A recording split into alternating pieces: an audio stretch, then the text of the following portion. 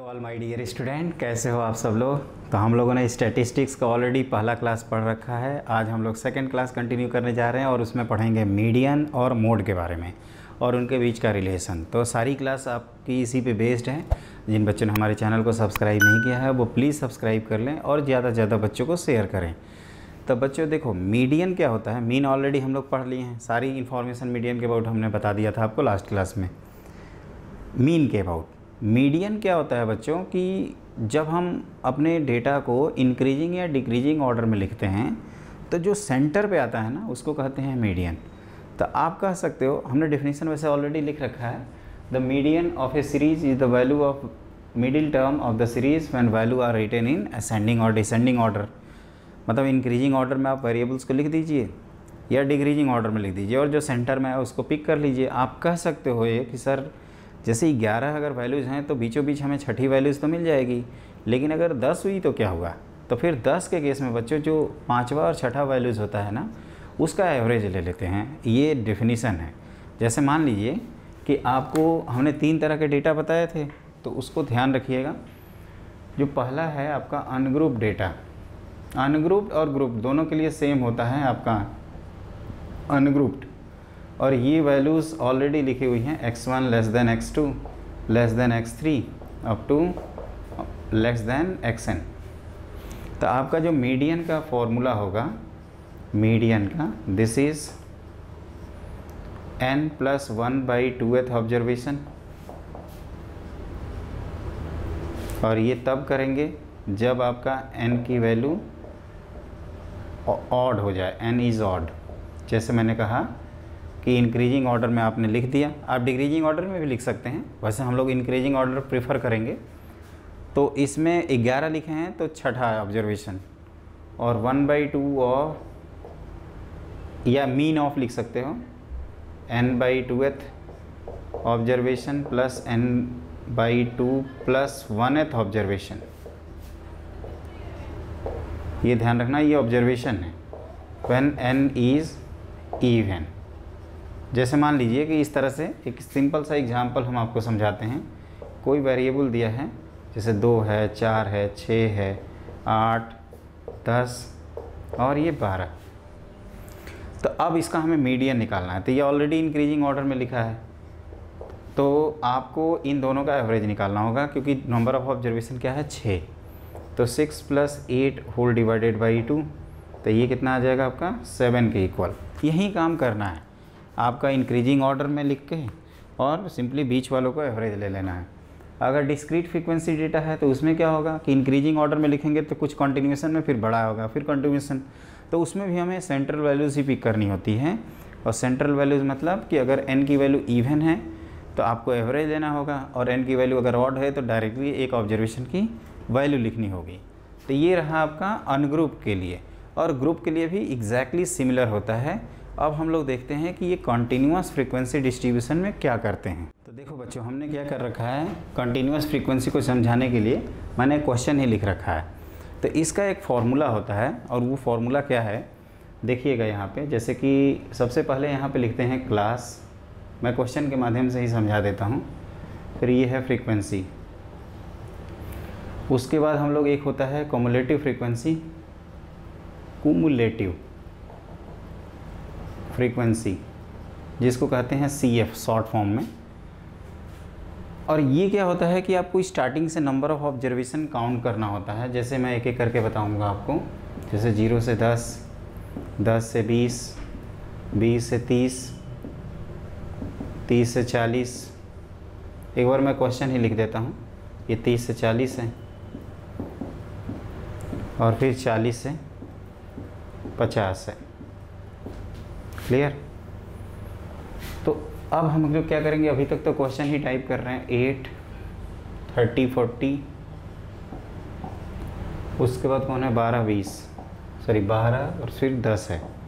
एक बार इनका सम करो तो इसी को कहा जाता है n। तो ये 70, 80 और ये हो जाएगा 100। तो इसका फॉर्मूला क्या होता है बच्चों, देखो मीडियन की वैल्यू होती है L + n/2 minus f whole divided by small f into 100, sorry into h। अब ये क्या है, थोड़ा ध्यान से देखिएगा। n क्या होता है, नंबर ऑफ ऑब्जर्वेशन। जैसे कि मैंने आपको बताया कि n/2 आपको निकालना है, तो n/2 क्या आ गया 50। तो आप 50वां और 51वां ऑब्जर्वेशन देखिए कि कहाँ है। तो वो 50वां और 51वां ढूंढने के लिए हमें शुरू से नंबर काउंट करना होगा। और क्या होता है, ध्यान से देखिएगा, कुमुलेटिव फ्रीक्वेंसी मतलब स्टार्टिंग से नंबर ऑफ फ्रीक्वेंसी। तो हम यहाँ पे हैं तो टोटल कितने ऑब्जर्वेशन गिने हैं, 8। और आगे गए तो 38 हो गए, फिर 78 ऑब्जर्वेशन, 90 ऑब्जर्वेशन और ये 100। एक चीज़ ध्यान रखना, ये दोनों सेम होते हैं क्योंकि ये भी हम सम ऑफ ऑब्जर्वेशन ही किए हैं और ये स्टार्टिंग से लेकर लास्ट तक गए हैं। तो जैसे हमने 50th की बात की तो 38 तक तो हम लोग यहाँ पे हैं, 50 ऑब्जर्वेशन यहाँ पे काउंटेड हैं, तो इसी को कहा जाता है मीडियन क्लास। एक टर्म यूज़ करते हैं बच्चों, मीडियन क्लास। इसी तरह आगे चल के मॉडल क्लास बोलेंगे। तो मीडियन क्लास जो है, इसकी लोअर लिमिट और अपर लिमिट है। तो ये L जो होता है ना, वो lower limit of median class है, lower limit of median class. n के बारे में तो मैंने बता ही दिया आपको। जो कैपिटल F है, ये होता है इसके प्रीवियस जो मीडियन क्लास है उसकी फ्रीक्वेंसी। तो cumulative frequency, cumulative frequency of class preceding to median class, उसके पहले की जो मीडियन क्लास है उसकी कुमुलेटिव फ्रीक्वेंसी। स्मॉल f क्या है, तो frequency of median class, frequency of median class. अब देखिए स्मॉल f कहाँ दिख रहा है हमें, तो ये दिख रहा है यहाँ पे, कहाँ गया ये, सबके लिए बना लीजिएगा। और h क्या होता है आपका, क्लास लेंथ। तो अब इसके बेसिस पे अगर हम लोग यहाँ पे काउंट करें तो अपना मीडियन ये 20 plus 50 minus 38 whole divided by, ये क्या लिखोगे, 12 मल्टीप्लाइड बाई कितना है 10। तो ये हो गया 20 प्लस, ये थोड़ा गिनो कितने होते हैं, तो ये हो गया 12/12 1 प्लस 10। तो कितना आ जाएगा आंसर, एक मिनट आंसर एक बार चेक कर लेते हैं। कुमुलेटिव फ्रीक्वेंसी 12, कुछ गड़बड़ कर रहे हैं, फॉर्मूले तो सही लिखे हैं ना, तो गड़बड़ कहाँ हुआ।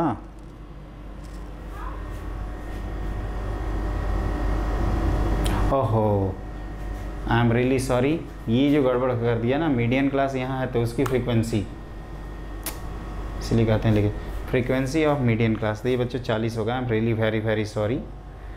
तो ये हो जाएगा, क्योंकि जो भी आंसर हम लिखने जा रहे थे, एक चीज़ ध्यान रखिएगा, वो 20 और 30 के बीच का ही आंसर होगा। अब ये आंसर जा रहा था 30 या 30 के ऊपर, तो वैसे बेवकूफ़ी कर रहे थे, आप मत करना मेरी तरह। तो अब सही से लिखते हैं 20, और ये कितना हो गया 12, तो इसको 12 120/40, तो अब कितना आ गया ये 23। अब सही है, रेंज के अंदर आ रहा है। F होता है, यहाँ पे मेन फार्मूला है, वैसे फार्मूले का बहुत ही रेयर यूज़ करते हैं। ये लोअर लिमिट, ये L आपका पहले है बच्चों, ध्यान रखिएगा, L प्लस ये एक टर्म है, और ये क्या है, तो n/2। कैपिटल N क्या बताया था, नंबर ऑफ ऑब्जर्वेशन। जैसे स्मार्ट स्टूडेंट कहते हैं, या कोई इसमें लॉजिक क्वेश्चन पूछना चाहे तो ये कहेगा कि सर ये n/2 अगर बाउंड्री पे आ गया तो क्या होगा। जैसे मान लीजिए कि n/2 की वैल्यू 51 आ जाती है, तो 51वां ऑब्जर्वेशन ढूंढेंगे कहाँ है, तो 51वां अभी भी इसी में होगा। नॉर्मली क्या होता है, वो एक मीडियन क्लास को जस्टिफाई करता है, और ऐसा कभी नहीं होगा कि, मतलब रेयर होगा कि दोनों चीज़, जैसे ऑड के केस में एक यहाँ है एक यहाँ है, जैसे 50 और 51 दोनों यहीं पे थे, और 50 यहाँ हो 51 यहाँ हो, तो फिर क्या करेंगे, उनको एवरेज ले लेंगे, या उस केस में देखा जाएगा। वो सब अपने सिलेबस में नहीं आएगा 12th लेवल तक। आप सिंपली ध्यान रखो कि ये फार्मूला है आपका L प्लस, सबसे लेंदी यही फार्मूला होता है, और एक मोड का है, L plus n/2 minus f by small f into h। f क्या है, तो frequency of median class, n बता ही दिया, नंबर ऑफ ऑब्जर्वेशन। f होता है जो मीडियन क्लास के पहले वाली क्लास है उसकी कम्युलेटिव फ्रीक्वेंसी। जैसे इस क्लास की कम्युलेटिव फ्रीक्वेंसी 8 है, इस क्लास की कम्युलेटिव फ्रीक्वेंसी 38 है, इस क्लास की कम्युलेटिव फ्रीक्वेंसी 78 है, इस क्लास की कम्युलेटिव फ्रीक्वेंसी 90 है, और इस क्लास की कुमुलेटिव फ्रीक्वेंसी 100 है, तो उस बात को ध्यान रखिएगा। तो cumulative frequency of previous class तो ये 38, हमने ये वहाँ गलती से लिख दिया था, मुझे लगा 30 से 40 है फ्रीक्वेंसी, है ना, ये हमने बेवकूफ़ी की थी, आप मत करिएगा। तो ये 20 + 120 ये तो हो गया बच्चों 120 × 10 12 × 10 कितना हो गया 120 और अपॉन 40, तो ये हो गया 3 और 3 3 + 20 की वैल्यू कितनी आ जाएगी, 3 + 20 = 23। तो इस क्वेश्चन का फाइनल आंसर है आपका 23 के इक्वल। और एक चीज़ आप ये भी नोटिस कर रहे होंगे कि डिस्क्रीट फ्रीक्वेंसी वाला हमने मीडियन क्लास नहीं बताया, तो उसमें बस क्या होगा बच्चों, यहाँ पे एक सर्टेन वैल्यूज़ लिखी होंगी, तो उन्हीं वैल्यूज़ का एवरेज या उसी स्पेसिफिक एवरेज ले लेंगे। तो उसमें कोई ख़ास बात है नहीं, वो जो क्वेश्चन आएगा तो उसमें मैं समझा दूंगा। फॉर्मूले में 2 हैं, एक तो एवरेज आपको उठाना है डिस्क्रीट फ्रीक्वेंसी के मतलब इंडिविजुअल के केस में, और कंटिन्यूस में ये लेंदी सा फार्मूला याद रखना है, 2-3 बार लिखेंगे याद हो जाएगा आपसे। तो अब हम लोग पढ़ते हैं अपने मोड। तो बच्चों मोड क्या है, जैसे कि मैं आपको इस इंट्रोडक्शन में ही बताया था, मोड का मतलब होता है बहुलक, जो बहुत ही बार आता है, जो ज़्यादा बार आता है उसको कहते हैं मोड। मतलब वो वेरिएबल जो सबसे ज़्यादा बार अपीयर करे, तो इसी को कहते हैं, उसी का मैंने फॉर्मल डेफिनेशन लिखा है, in frequency distribution the mode is value of variable which have maximum frequency, मतलब जो सबसे ज़्यादा बार लिखा जाए। अनग्रुप डेटा में क्या होगा, जो सबसे ज़्यादा बार लिखा जाएगा उसको कह देंगे हाईएस्ट फ्रीक्वेंसी टर्म भी कह सकते हैं इसको। फिर दूसरे पार्ट में क्या होगा कि जैसे डिस्क्रीट फ्रीक्वेंसी के केस में आप कह सकते हो, in case of discrete frequency, discrete frequency के केस में क्या होगा, इस तरह से वैल्यूज़ लिखी होगी आपका, ये x है, ये f है, ये x1 x2 x3 से लेकर xn तक, ये f1 f2 f3 से लेकर fn तक। तो यहाँ हम लोग देखेंगे और जो सबसे मतलब नीचे वाला जो है इसमें देख के और डिसाइड कर लिया जाएगा। और कॉन्टीन्यूअस फ्रीक्वेंसी के केस में एक आपका फिर से फॉर्मूला होता है कॉन्टीन्यूअस फ्रीक्वेंसी डिस्ट्रीब्यूशन। तो इसमें क्या होता है बच्चों, mode equal to L + f - f1 upon f - f1 - f2, यहाँ 2 लिख देना, इंटू h। अब ये सब क्या है वो एक एक करके मैं बताता हूँ। जैसे मान लीजिए कि कोई, ध्यान से सुनिएगा इसको क्योंकि ये बहुत जल्दी भूल भी जाते हैं student, f - f1 upon f - f1 + f - f2 ऐसे करके याद रख सकते हैं। एक बार मैं कंफर्म कर लूँ, हाँ सही है। तो ये क्या होता है आप उसको ध्यान दीजिएगा। आप चाहें तो यहाँ पे f की जगह f0 लिख सकते हो। ये जैसे हम लोगों ने मीडियन क्लास डिसाइड किया था उसी तरह से एक होता है मॉडल क्लास। मॉडल क्लास कैसे जस्टिफाई करेंगे, तो जिस क्लास लेंथ के नीचे फ्रीक्वेंसी जो दी रहेगी वो सबसे ज़्यादा बार आएगी, उसको कहेंगे मॉडल क्लास। अगर वो इन बिटवीन आता है तो उसके पहले की जो क्लास है उसकी फ्रीक्वेंसी है f1, उसके बाद की जो क्लास है उसकी फ्रीक्वेंसी है f2, मॉडल क्लास की फ्रीक्वेंसी f0 है, L lower limit of model class है और h अपना क्लास लेंथ है अगेन। तो एक चीज़ ध्यान रखिएगा, जैसे कई बार स्टूडेंट कहते हैं कि सर ये बीच में आएगा तो f1 f2 तो डिफाइन है, लेकिन अगर कॉर्नर पे आ गया तब तो दिक्कत हो जाएगी। तो बच्चे जब कॉर्नर पे आएगा तो पूरी क्लास को ही हम लोग मॉडल क्लास बोलेंगे, मतलब उसके बीच का कोई भी आंसर टिक कर देंगे, या कह सकते हैं कि सारी वैल्यूज़ आपकी मोड है, मतलब पूरी क्लास लेंथ ही मोड हो गई। और बीच में आएगा तो क्या होगा, एक स्पेसिफिक वैल्यू आएगी। वैसे ये मैंने देखा है आज तक कभी जेईई मेन के पेपर में आया नहीं है, लेकिन मेरे को टॉपिक कंप्लीट करना है और कोई कभी गलती से ये क्वेश्चन ना आ जाए, इसलिए आप इसको याद रखिए, f0 - f1 upon f0 - f1 + f0 - f2 करके याद रख सकते हैं, या 2f0 - f1 - f2 multiplied by h। आपके ये पिछले क्लास से वहाँ पे भी l+ था, यहाँ पे भी l+ है, और ये एक टर्म है उसमें हमने l को ऐड किया है। तो मैं एक क्वेश्चन समझाता हूँ जिसमें l, f0, f1, f2 सबकी वैल्यू के बारे में बात करेंगे। तो आप लिखिए सिंपल सा क्वेश्चन, आप बारी बारी से इस क्वेश्चन को नोट करिए। 3 तरह के डेटा के लिए हमने 3 तरह का क्वेश्चन लिखा है और तीनों क्वेश्चन में हमें मोड का कैलकुलेशन करना है। तो पहले क्वेश्चन को देखते हैं, find the mode of the following data. तो इसमें सबसे ज़्यादा बार कौन लिखा है, तो 100 लिखा हुआ है आपका 2 बार, 110 लिखा हुआ है 1 बार, 130 1 बार और 120 देखो 1 2 3 और 4। तो इस पार्ट का जो आंसर होगा वो सबसे ज़्यादा बार लिखने वाला कौन है, 120। तो पहले पार्ट का आंसर है 120। दूसरे पार्ट में सबसे ज़्यादा बार कौन लिखा है, तो आप कहोगे सर ये टेबल देख के बता देंगे, तो ये आंसर हो जाएगा इस पार्ट का इस पार्ट का आंसर हो जाएगा आपका 30। यही मैं कह रहा था कि दूसरे पार्ट में कोई ख़ास डिफरेंस है नहीं। तीसरे पार्ट में क्या करेंगे? तीसरे पार्ट में मैंने बताया था कि जब क्लास लेंथ हो तो मॉडल क्लास जस्टिफाई करते हैं। तो नीचे देखो, नीचे वाले रो में सबसे ज़्यादा ये दिखा, तो यही है अपना मॉडल क्लास। और इसको देख के कैसे डिसाइड करेंगे? तो जो हमने फॉर्मूले में लिखवाया था L, वो आपका मॉडल क्लास का लोअर लिमिट 30, F0 जिसको कह रहा था वो आपका 45, F1 इसके पहले की जो फ्रीक्वेंसी है 30, F2 जो इसके बाद की जो मॉडल क्लास है उसकी फ्रीक्वेंसी, और फिर H कितना है, बार बार का गैप कितना आ रहा है 10।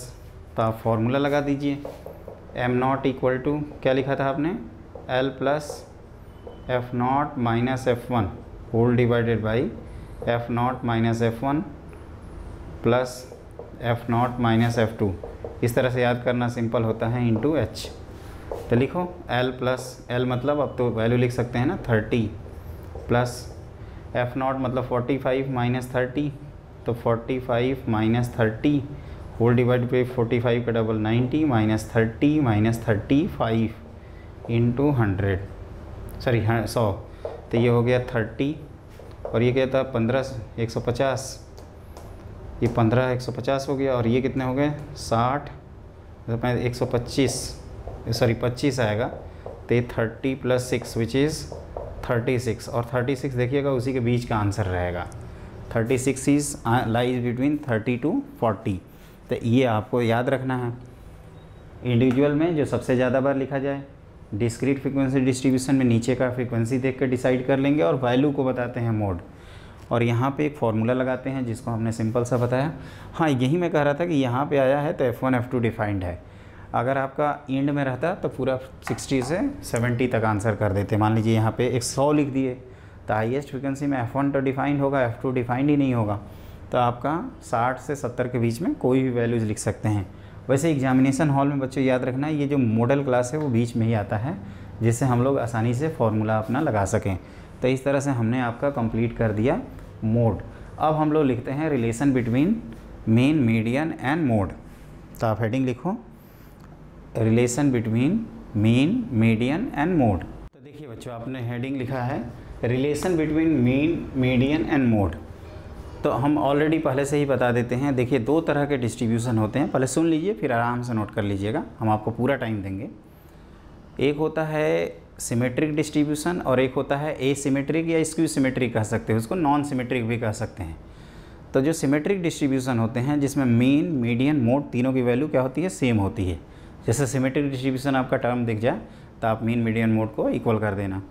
अगर आपका स्क्यू सिमेट्रिक या नॉन सिमेट्रिक दिखता है तो उसमें आपका एक एम्पिरिकल रिलेशन होता है जिसका डेरिवेशन अपने सिलेबस में नहीं है, और वो डेरिवेशन होता है mode equal to 3 median minus 2 mean. ये हमने गलत लिखा है, इसको मैं सही करता हूँ, 3 मीडियन माइनस 2 मीन, यहाँ मीडियन है बच्चों। इसको आप सिंबॉलिक नोटेशन में ऐसे लिख सकते हैं, M0 मोड पढ़ रहे हैं तभी ये रिलेशन पढ़े हैं, इक्वल टू 3 माइनस 2। इम्पॉर्टेंट ये है कि आप यहाँ से मीडियन की वैल्यू लिख सकते हो, M0 plus 2 times x bar whole divided by 3 1 plus 2।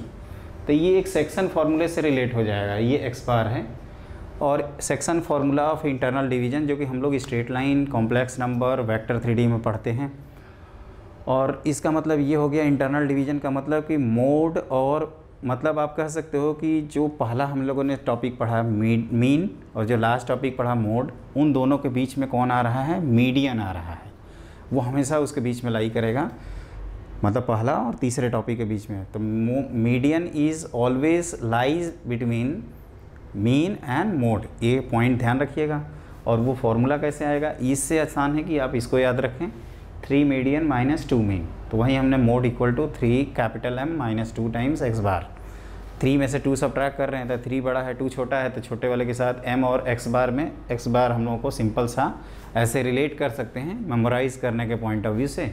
Otherwise ये जो मैंने बताया है उसको आप इस तरह से रिलेट कर सकते हो कि एक नंबर लाइन है जिसमें एक तरफ मोड है, जैसे जिस ऑर्डर में पढ़ें अगर उसकी बात करें तो ये x बार है, इधर मोड है, और M 2 टाइम वो ये 1:2 रेशियो में डिवाइड कर रहा है, तो ये 2 टाइम्स x बार, और ये कौन है, तो ये है आपका मीडियन। तो यहाँ से क्या लिखेंगे, m0 plus 2 times x bar whole divided by 3। तो उस लॉजिक को अगर यहाँ पे फॉलो करें तो मीन दिया हुआ है, मतलब क्वेश्चन में आप कह सकते हो कि x बार की वैल्यू है 21, मोड मीडियन दिया हुआ है 22 और आपसे मोड पूछ रहा है, तो 3 टाइम्स 22 माइनस 2 टाइम्स 21, ये आप कैलकुलेट कर लो। तो दिस इज 66 माइनस ये कितना हो जाएगा 42, विच इज़ 24 आंसर आएगा। तो 24 जो ऑप्शन है उसको टिक कर दीजिए, तो आंसर इज सी ऑप्शन। ये आपका जेई मेन का ही क्वेश्चन है, काफ़ी पुराना क्वेश्चन है, लेकिन इस तरह से हम लोगों ने ये पढ़ लिया। तो बच्चों एक बार हमारे साथ रिवाइज़ करो। मैंने मीडियन के कितने फॉर्मूले लिखवाए थे। सबसे पहले तो डेफिनेशन बताओ। तो मीडियन इज़ द मतलब central value of variable when data written in increasing order और डिक्रीजिंग ऑर्डर। तो उससे हम लोग मीडियन निकालते हैं। हमने एक सिंपल सा क्वेश्चन भी कराया था, ऑड इवन के लिए फॉर्मूले लिखवाए। फिर डिस्क्रीट फ्रीक्वेंसी डिस्ट्रीब्यूशन के लिए हमने बताया, और एक कुमुलेटिव फ्रीक्वेंसी होता है जो आपको स्टार्टिंग से फ्रीक्वेंसी काउंट करते हैं, उसी को कहते हैं कुमुलेटिव फ्रीक्वेंसी। और जो कुमुलेटिव फ्रीक्वेंसी कर्व होते हैं उसी को कहते हैं ओजीव, OGIVE, ओगिव कहते हैं या ओजीव कह सकते हैं आप इसको, कि cumulative frequency with respect to number of observation, उसी को कहा जाता है। जैसे एक तरफ नीचे ऑब्जर्वेशन का नंबर हो, एक तरफ CF हो, तो उसी को ओजीव कहा जाता है। फिर क्या बताया हमने मोड के बारे में, highest frequency term, ungroup, group और आपका डिस्क्रीट फ्रीक्वेंसी डिस्ट्रीब्यूशन और कॉन्टिन्यूस फ्रीक्वेंसी डिस्ट्रीब्यूशन का मैंने एक एक क्वेश्चन बता दिया। फिर relation between mean, median and mode क्या बताया, कि जो मीडियन है वो मोड और मीन के बीच में हमेशा लाई करेगा। 2 टाइम्स x बार प्लस क्या बताया था m0 whole divided by 3 equal to median, या उसी को mode equal to 3 median minus 2 mean बताया। और क्या बताया मैंने आपको कि एक सिंपल सा क्वेश्चन जो जेई मेन का है, आप सिंपली ये फार्मूला याद रखेंगे। और इम्पॉर्टेंट ये है बच्चों के सिमेट्रिक डिस्ट्रीब्यूशन में मीन, मीडियन, मोड सेम होते हैं, और आपके स्क्यू सिमेट्रिक, अनसिमेट्रिक या एसिमेट्रिक डिस्ट्रीब्यूशन में ये एम्पिरिकल रिलेशन होता है। और ये सेम कब हो सकते हैं, जैसे मान लीजिए कि हम सभी डेटा को 10 10 10 10 10 5 बार लिख दिए, तो मीन निकालो, मीडियन निकालो, मोड निकालो, तीनों की वैल्यू 10 आएगी, और फिर वो सारे वैल्यूज़ कोइंसाइड कर जाएंगी। तो ये आप ध्यान रखिएगा। तो हमने अभी तक सेंट्रल वैल्यूज़ के बारे में बता दिया। सेंट्रल वैल्यूज में मीन आपकी जो पिछली क्लास में कंप्लीट हो गया था, मोड और मीडियन हमने इस क्लास में कंप्लीट कर लिए। अब बच्चों ये जो वैल्यूज़ पढ़े हैं सेंट्रल वैल्यू, इसी के अबाउट जब हम जो इंडिविजुअल डेटा हैं उनका डेविएशन देखेंगे तो उसी को हम लोग कहते हैं डिस्पर्जन। डिस्पर्जन मतलब scatteredness of data about central value of variable, जो कि अपने नेक्स्ट क्लास का टॉपिक है। तो आप लोगों से रिक्वेस्ट है कि आप हमारे चैनल को ज़रूर सब्सक्राइब करें और ज़्यादा से ज़्यादा बच्चों को शेयर करें।